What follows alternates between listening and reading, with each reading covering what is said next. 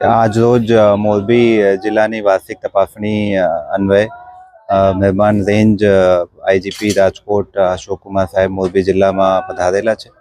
આજ સવારથી Makansar parade ground ખાતે વ્યવસ્થિત સેરેમોનિયલ પરેડના આયોજન કરવામાં આવેલા.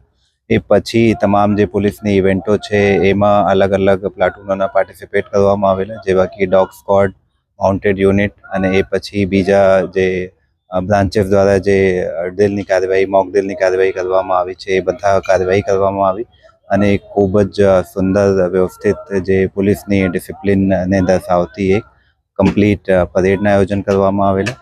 સાથે સાથે ગઈકાલે જિલ્લાના તમામ અધિકારીઓ સાથે રેન્જ આઈજીપી સાહેબે જિલ્લાની એક ક્રાઇમ કોન્ફરન્સ યોજી. એમાં ગયા વર્ષની તમામ ગુનાહોની સમીક્ષા કરવામાં આવી અને સાથે સાથે નવા વર્ષ જે 2025માં મોરબી જિલ્લા પોલીસના જે એક્શન પ્લાન છે એને ઘડવામાં આવેલા અને એ પ્રમાણે આગલા વર્ષમાં મોરબી જિલ્લા પોલીસ સમક્ષ આવતી તમામ પડકારોના સામના કરવા માટે જિલ્લા પોલીસની તૈયારી બતાવવામાં આવી.